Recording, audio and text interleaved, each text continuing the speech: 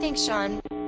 Uh, there's a fair amount of that humming on the line again. Is there anything we can do to reduce that? Let me see. Thanks. That's because Lisa is actually calling in on the telephone, and for some reason, that's what's causing the humming. Oh, okay. Would you like me to try calling in again on a cell phone? It's actually better now. It actually just got better, so I'm not Okay. sure um, what is happening there. All right, well, let's go ahead and just try it. Okay. Welcome, everyone. I'm going to go ahead and turn over the mic to Lisa to get started with the presentation. Okay, great. Welcome, everyone. My name is Lisa Hall-Hagen. I am the Vice President and Pre-Conference Planner for the Women in Theater program. We hope that this first webinar training module for the focus group pre-conference planners will facilitate your proposals to the 2014 conference. This agenda is meant to provide an overview of how to plan a pre-conference meeting for your focus group. And there you'll see the agenda coming up on your screen.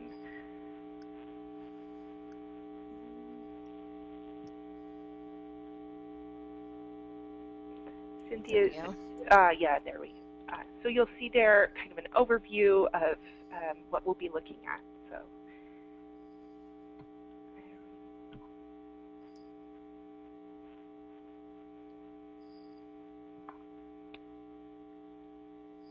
Having a little trouble advancing. Oh, there it goes. I think my computer's just a little behind. Okay, there are three main goals for this training. First, to better understand the process of planning a successful pre-conference, including content as well as the logistical aspects of the pre-conference. Second, to learn about or review the resources that are available to you as a pre-conference planner. And third, to have an opportunity to ask questions and share ideas with pre-conference planners from other focus groups. ATHA focus groups use the annual conference as a mechanism for focusing their disciplinary-specific topics in pre-conference offerings. A pre- or a post-conference could be a chance to create a theme that is complementary to the main conference, to offer types of panels that may not fit into the structure of the main conference, to give opportunities to early career members of the group, to honor prominent members, and to take advantage of an extended time in a more intimate group. They typically take place between Tuesday and Thursday morning, just before the annual ATHA conference. Many take place at the ATHA conference hotel, although some take place off-site. Not all the focus groups have pre-conferences, and some groups only have them in certain years.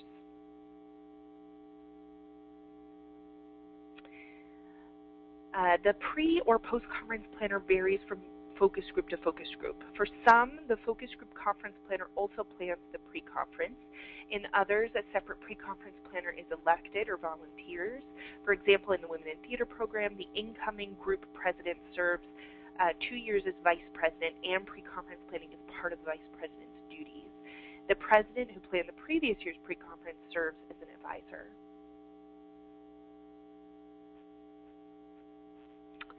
Some focus groups generate themes for their pre-conferences during a focus group membership meeting. Calls for specific ideas or requests for participation may be sent out through the focus group's listserv. Some focus groups join together to co-sponsor a pre- or post-conference. Theme ideas may arise from variations on the main conference theme or from people, styles, or concerns the focus group wants to highlight.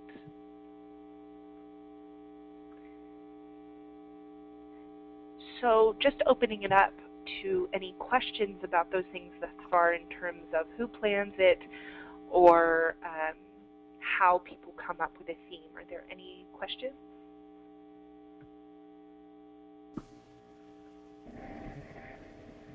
Hi, everyone. Because there are only two participants on the line, I've opened up the microphones, and feel free to speak if you have any questions or if you'd like to initiate a discussion about the way your focus group plans a pre or post conference.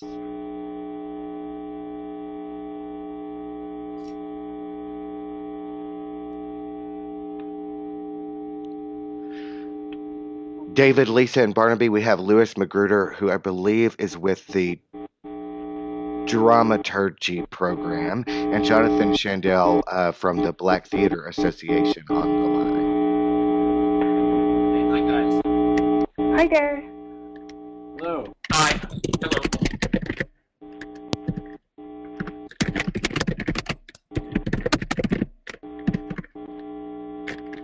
Oh, Lewis says he's with directing. Ah. And he doesn't have a microphone, so he's going to be typing his questions into the question box.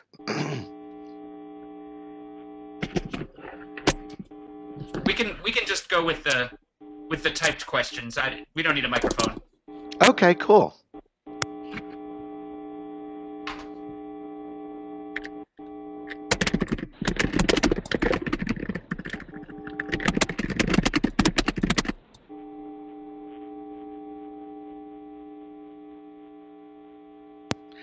So, Lisa, I think you can go ahead. Sure. Okay, go ahead with the example. Okay. So this slide presents some examples of pre-conferences from 2013. The Playwrights and Creative Teams pre-conference, the 3Ds of approaching a new play, design, dramaturgy, and directing, explored how the visual and improvisational impacts creation through explorations of essential text by scenographers, directors, dramaturgs, performers, and the playwright. The Theory and Criticism Focus Group Epcot Center World Showcase Social and Critical Global Adventure Experience used the format of a scavenger hunt to explore Orlando's theme parks and tourist traps through a critical lens. Some focus groups also interact with the local performance community, whether by bringing local theater makers to the hotel or meeting local community groups off-site. So the Women in Theater program, for example, often holds our pre-conference off-site, but this last year in Orlando, we held it at the hotel, and we brought in 2 prominent theater makers from the Orlando area to talk to our group about what the theater environment was there and how they approached issues of diversity.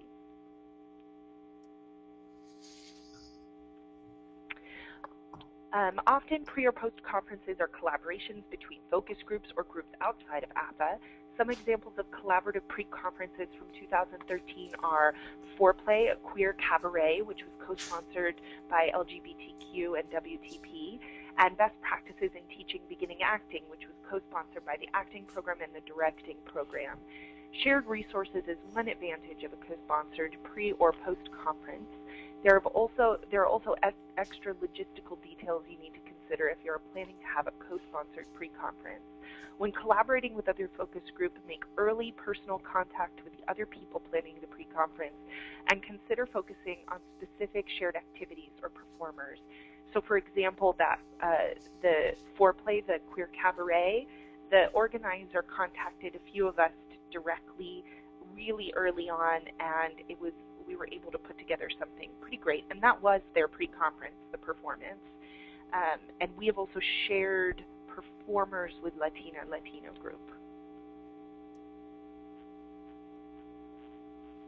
Okay, for the 2014 conference, there is a change in the deadlines. Proposals and grant requests for pre-conferences are due November 1st. The proposal form and grant form are on the ASA website. The marketing brochure is mailed out around March 20th. May 1st is the deadline for changes in title, description, and times to be printed in the program book.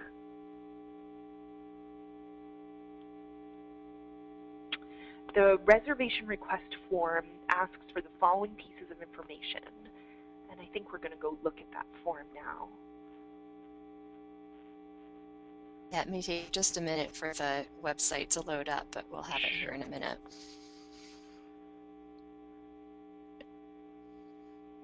So this is the home screen of the ATHA web page, and so just to show you where this page is in case you don't know, you want to go to the Conferences tab, and then you'll pick the Sessions page there.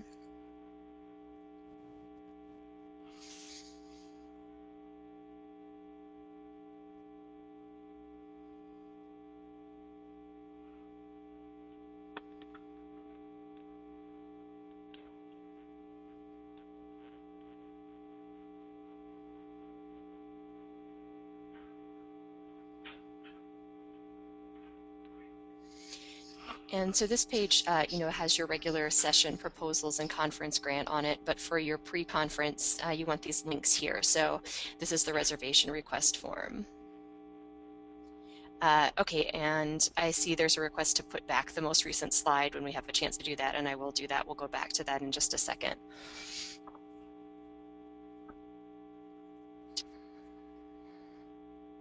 And you can go ahead, Lisa. Okay. So you can see on you'll see when we go back to this slide the list of information that you need, and Cynthia's showing you the form on the website right here at the moment. It will ask you for the title of your pre-conference, the location, off-site or at the conference hotel, the dates and times, your expected number of attendees, how you want the room set up, your food and beverage requests, AV needs, and whether you're applying for the grant and whether you're working with other focus groups. I think it talks about this on the next page too, but one of the things you can do is print up this form from the author website, and I would suggest looking through all the stuff ahead of time before you sit down to type it in, and knowing the answers to all those questions sometimes requires a little bit of conversation among members of the focus group.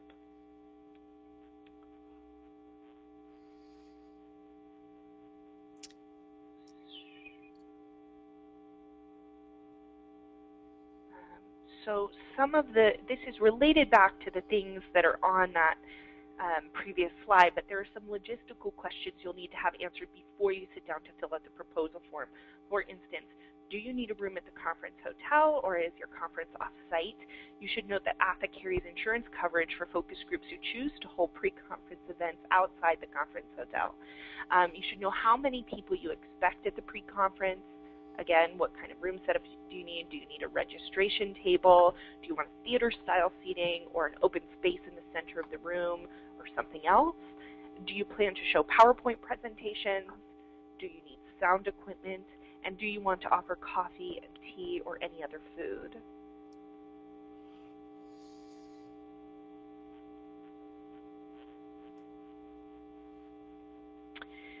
So here are some examples of off-site locations where focus groups have had pre-conferences. The Epcot Center in Orlando, nearby universities, local theater companies. The advantages of hosting a pre-conference at an alternative site include opportunities to interact with the local community, more food options and sometimes less expensive food options, the ability to hold concurrent sessions in multiple rooms. There are some challenges, however, which include logistics and transportation. Sites that are close enough to walk or take public transit from the main conference are extremely helpful. If you're hosting your pre-conference at the hotel, please keep in mind that we have a limited number of rooms available to use as our pre-conference days, so we can't guarantee we'll be able to accommodate requests for a second room or a breakout space. The group rate at the hotel is generally available for a few days before or after the conference, so that the people attending your pre-conference can get that rate.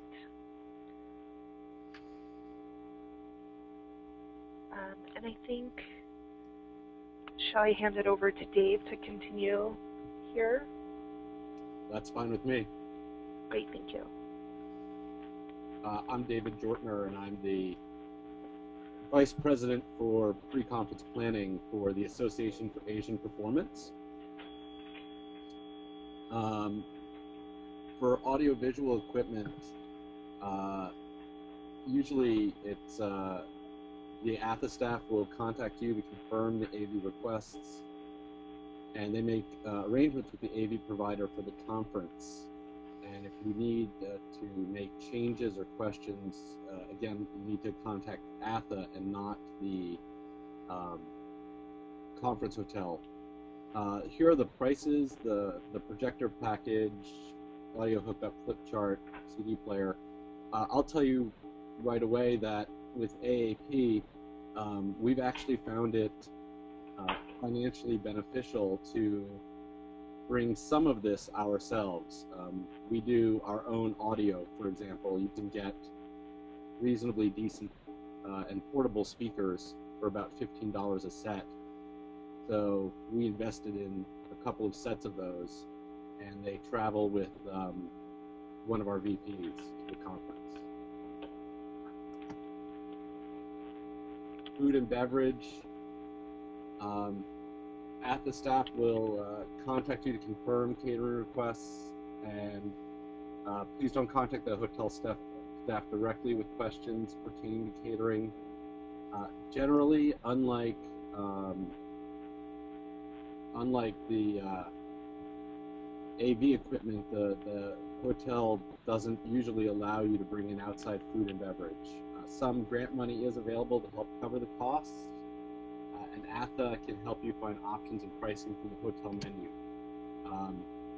Here are some typical prices for recent conferences, and if you want to have a full meal together, consider going to one of the restaurants inside the hotel or nearby the hotel.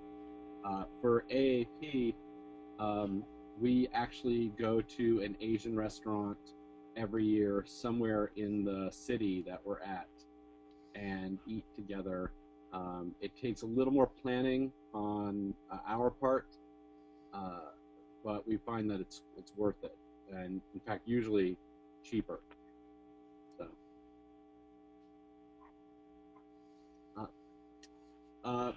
there are several sources for funding. ATHA grants are one source of possible funding for pre-conferences. If you plan to include your pre-conference speaker as a part of a regular conference session, you can consider applying for grant money through the regular conference session grant process. And there are some other funding sources that focus groups have used in the past. Requests for pre-conference grants are due on November 1st. The same day that pre-conference reservation requests are due. Grants are vetted by the conference committee and the vice president for the conference and are typically used for AV equipment, food and beverage, speaker honoraria. I should mention that last year I was able to get a grant to help graduate students travel from overseas. Again, we're the Association for Asian Performance, so that was helpful. There is not a maximum or minimum amount allocated to each focus group. The grant amount depends on the individual focus group needs, weighed against the overall requests.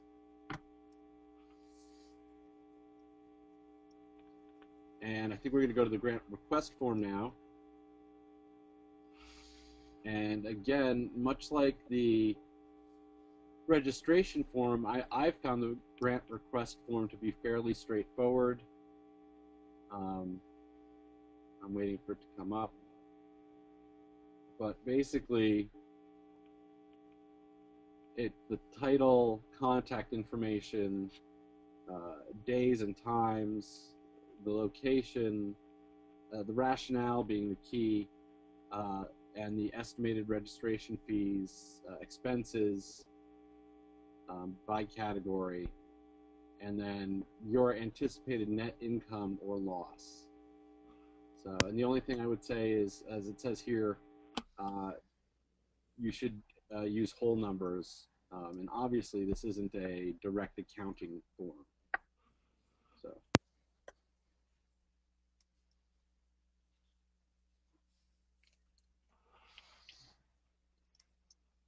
Other sources of funding, I know some focus groups charge a registration fee for attendees. We do at the Association of Asian Performance.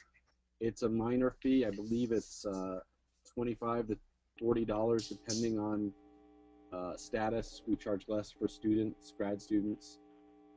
Some pass the hat for donations. Some have focus groups have funds held in trust. If you do take in funds, you have to decide how to handle deposits. AAP uses PayPal. We also accept checks and cash at the conference for the registration the day of. But our treasurer always comes to our pre-conference, so that helps. Some use pre or post-conference to be a fundraising. I know Women in Theater uses pre-conference to cover the Jane Chambers playwriting series. Whether or not you charge a registration fee, you want to track your registration. You may want methods for accepting both pre-registration and on-site registration. At AAP, we run pre-registration through our website, which is wonderfully easy. And then, are there any questions for registration or budgeting? either covering costs, budgeting, or encouraging attendance. So we do have quite a few questions, actually. It's a good thing that Cynthia is on the line. So, Cynthia, here's one question.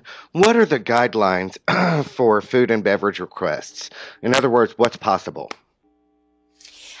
Well, the hotels typically have pretty extensive banquet menus, so there are really a lot of options that are available.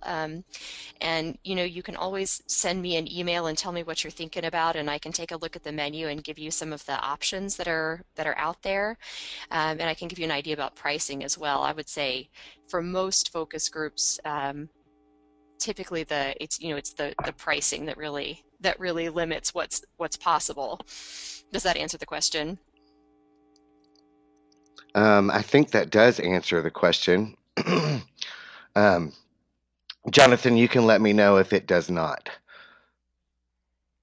And does the AV equipment cost something? Which that was answered. And if so, are there grants available to pay for it? And Cynthia, go ahead and just reiterate the grant Sure. application Yeah. process. Yeah, there certainly are grants to help with the AV costs. So when you look at that grant request form, that's one of the items that's listed there. So you can include that in your budget and request funds for that for sure.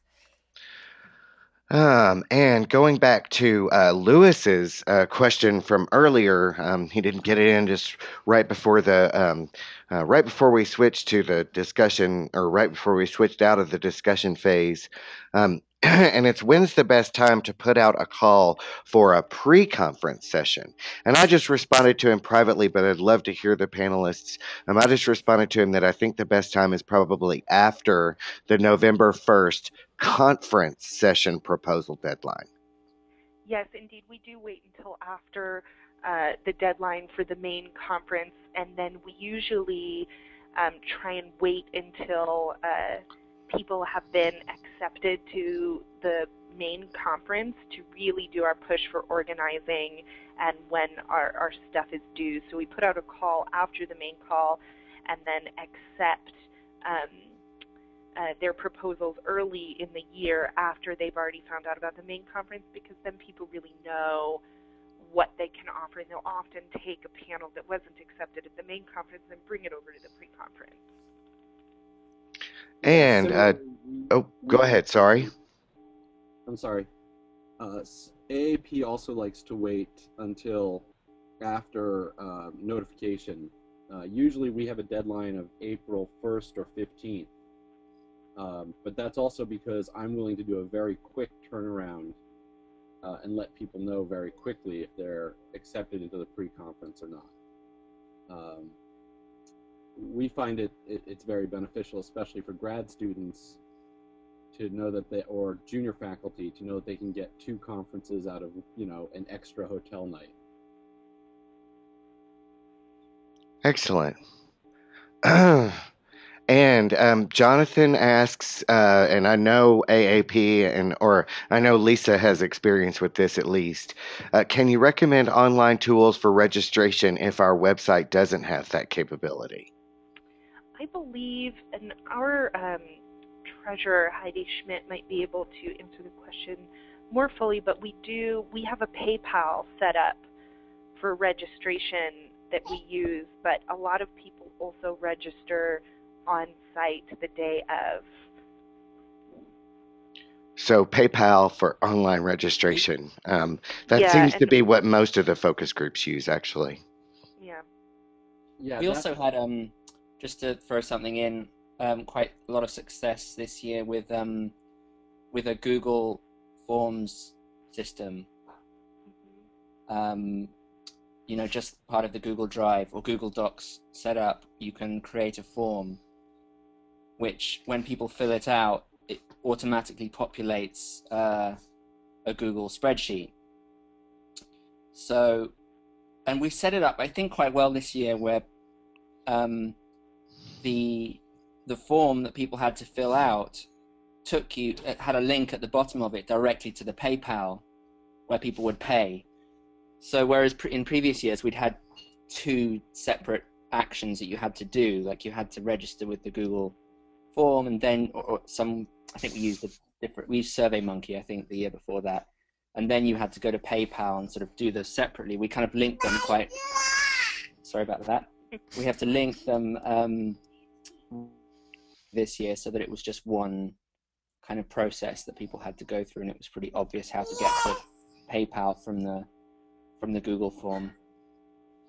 And Jonathan says PayPal only works if you're charging a fee, and that's correct, Jonathan. So Barnaby says he has had good experience with the Google Forms versus SurveyMonkey, and of course, SurveyMonkey, if you're not charging a fee, might also be useful for you because it's free to anyone for a basic account as well. So.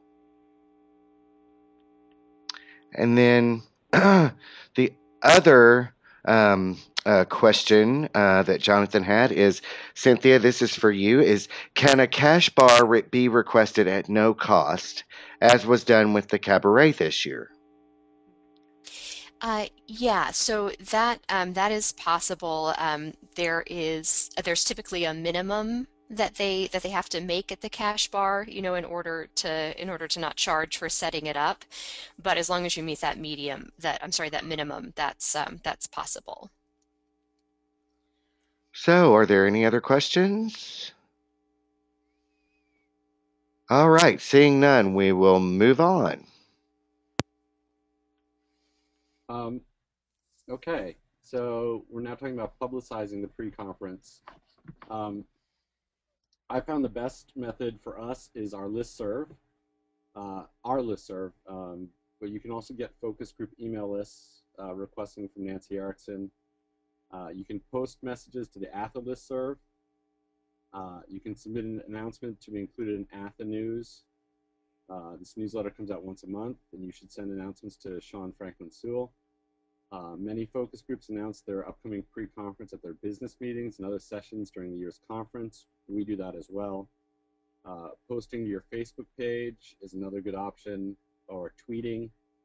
We have a focus group Twitter account. Pre-conferences are listed in the ATHA conference marketing brochure, which is sent out around March 20th. If you have any changes to times, dates, or title of your pre-conference, it's best to submit those before February 15th, so they'll be included in the brochure. And the pre- or post-conference planners information will be included in the marketing brochure listing, so people who are interested in your event will be able to contact you.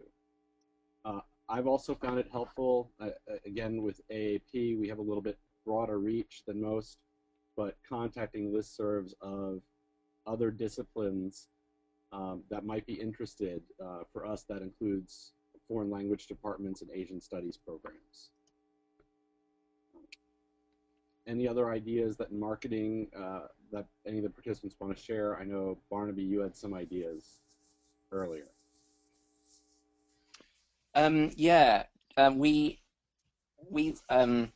used a system which seemed to work this year, which was to create a list quite early in the year, probably around March. We created a pretty extensive list which we shared around amongst all of these sort of committee and organizers, and we all added to, of contacts we had in different theatre and drama performance departments around mainly in the States, but also a few in the UK.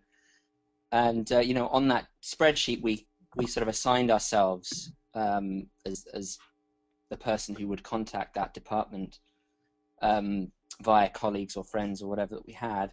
And we used that initially to get advertising spots, to sell advertising in our pre-conference program, because we did a little glossy printed program for our pre-conference. And we actually raised, I think, at least 50% of our total budget of our income for the pre-conference just by selling those ads. So it was really quite effective. I think we sold about 10 in total. And there were some half-page ads and some full-page ads, black and white and color, and we had different prices for different things. So so at that point, we had that big long list of contacts, and we reused that when it came to sort of April, May, when we actually wanted to publicize the pre-conference. And we just used exactly the same list, and each person who was responsible for a particular department just sent the publicity, the flyer, and a personal note to that contact in that department, asking them to distribute it widely, within their own departments. So it was quite a good streamlined system of just that helped with both fundraising initially and then with publicizing the pre-conference.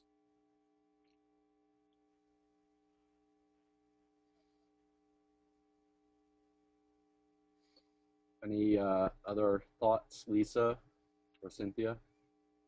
No, I mean, I think our methods of advertising are pretty well captured on the slide there. Yeah. Are there any questions that have come up, Sean? Sorry, my microphone was off. No, there are not any questions that have come up so far. Okay, great. Okay.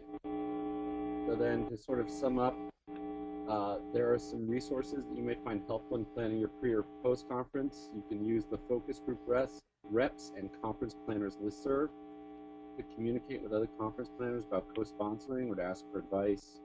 You can email Cynthia Ward for most questions pertaining to logistical details. And here are the links to the pre-conference proposal and grant forms, request forms online.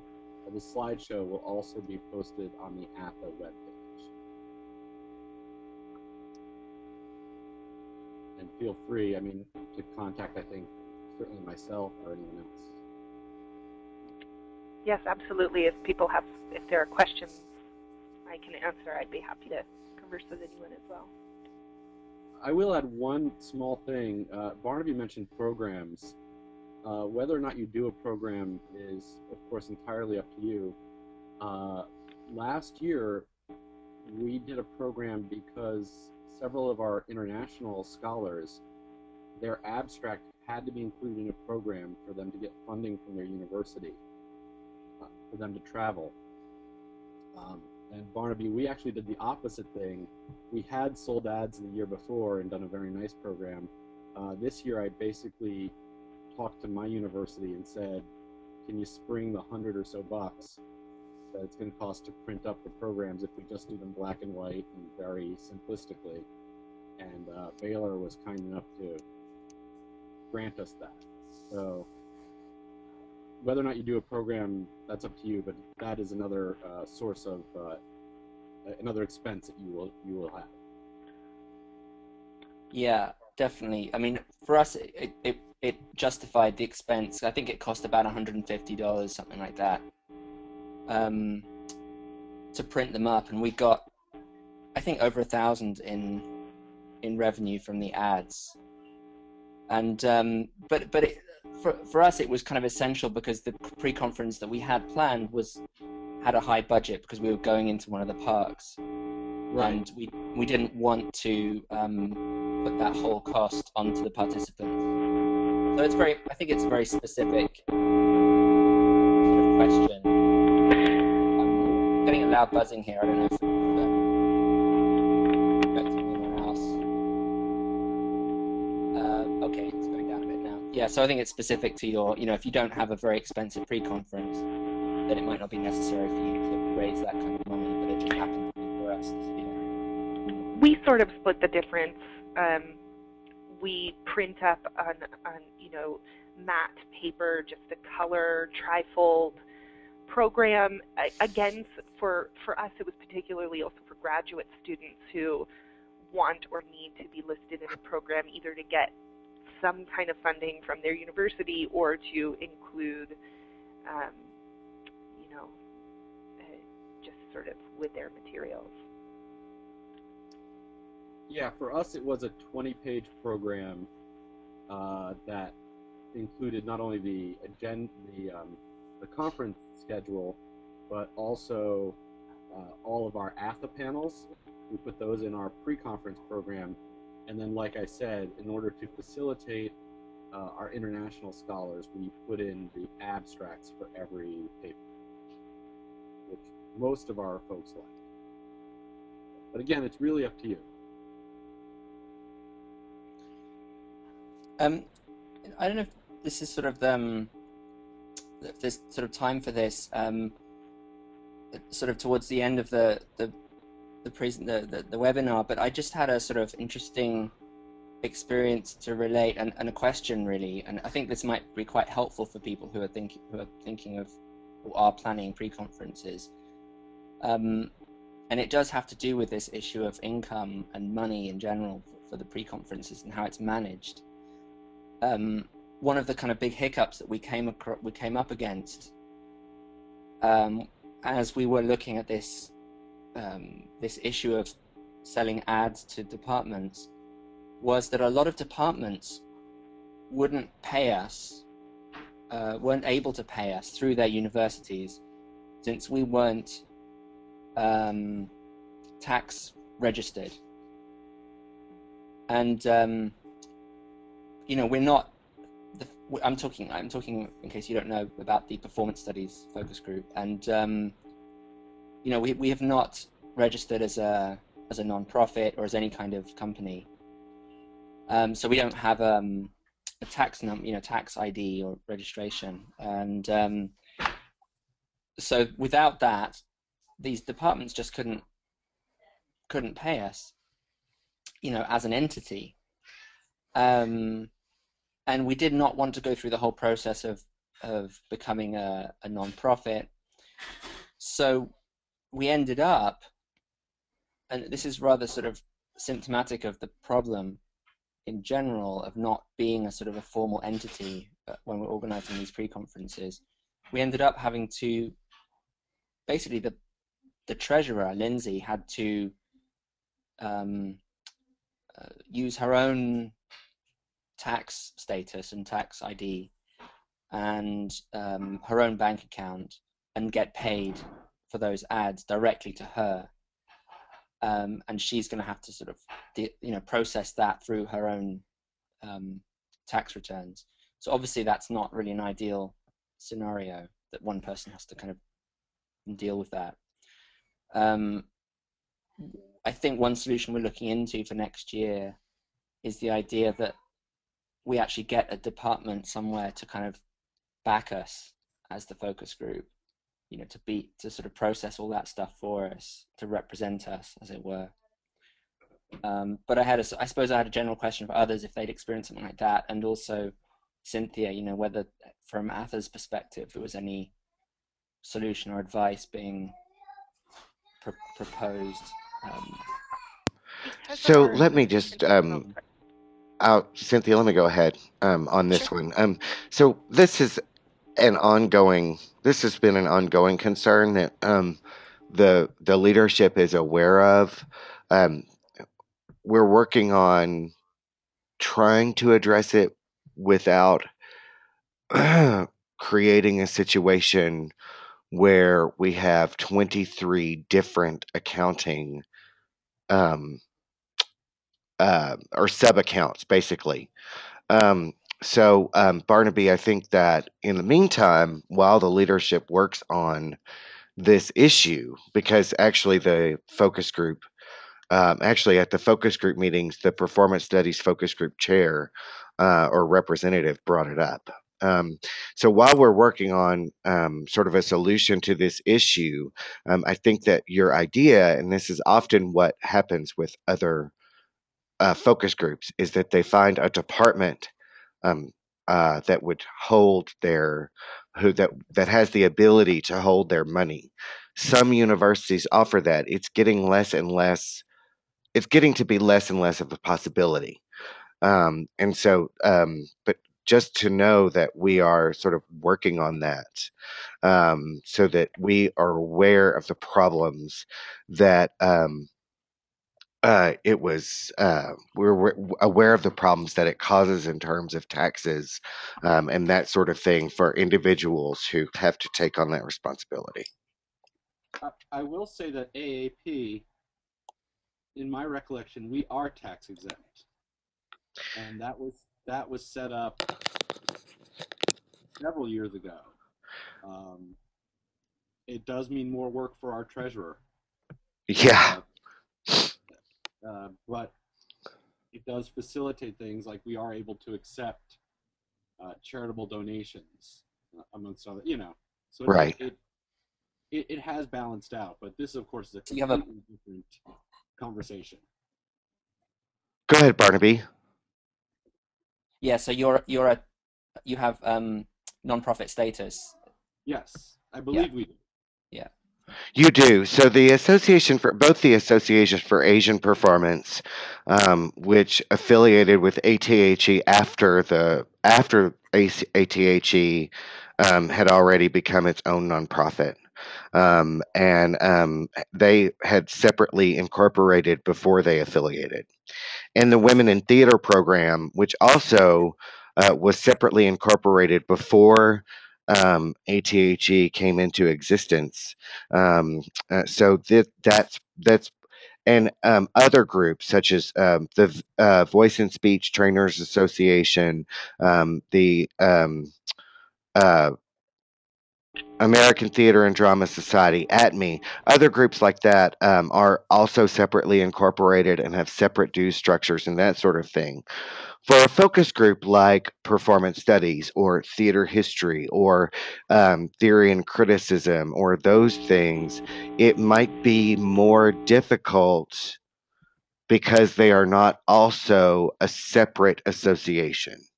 So their work revolves almost entirely around the ATHE conference. So it might be more difficult to obtain that separate not-for-profit designation. Yes. Okay. Well, it's useful to know that. I I had heard from Megan that it was something Arthur was aware of and was considering, but I just thought it'd be worth bringing it up in Sure, this forum to absolutely. let people know that that was an ongoing issue, and I think we will be seeking the departmental support pathway, at least for the coming year. Yeah, thank you. And Jonathan shares that the Black Theater Association is going to plan their pre-conference as a funding-free experience, apart from any ATHE grants they might receive, of course. Yeah, I think that's a really good idea. I mean, we went overboard a bit this year with our the the um uh, the scope of our pre-conference. Really taking advantage of the sort of Orlando experience. And I think in many ways it was a success, but I think we'll probably be taking a break from that at least for next year and doing something much more scaled down and lower on the fees and the Right. participants. Yeah, So we Barnaby, have we do the same kind of thing where we sort of target some years to be larger years, bigger events. DC was big for us, and Montreal probably will be. And then we sort of select some years to be more intimate conferences, and that has worked in Orlando and probably for Scottsdale as well. So we sort of run into the same thing. And I would also remind everyone that you we would recommend that you go through Nancy Erickson or through Cynthia to Nancy, but Jake Penholster from Arizona State University has lots of facilities that are not used very much during the summer months, and he said during a focus group conference planners meeting at the conference that he would be willing. We just don't want 23 different focus groups calling him for space, so we'd like to funnel that through the ATHE staff. So if that's something that you're interested in, you can definitely put that request out for Cynthia to take to Nancy, who will then collate the requests and put it in with and work on it with Jake Penholster. And I've got to excuse myself to go teach a class, but if anyone listening has any questions they think that I could be of help on, my email address is just my name, Lisa Hall Hagen @gmail, and I'd be happy to answer any questions. Thanks, Lisa. Thank you. Bye-bye. Bye. Okay, are there any other questions or discussion items?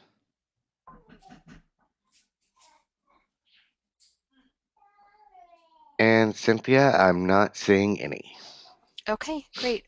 Well, as we said, the recording of the webinar is going to be posted on that sessions page online. So if you want to go back and review any of this, that'll be available for you. And feel free to email me at adminassistant@atha.org if you have any other questions come up as you're working on your pre-conferences. And have a great time. Great. Thanks, Cynthia. You bet. Thank you, Cynthia. Thanks, Dave and Barnaby, for presenting, and thanks, Sean, for helping get everything set up here. Sure, and thanks, Jonathan and Lewis, for coming. Yes, absolutely. All right, take care. Thank you. Bye. Bye-bye. Bye.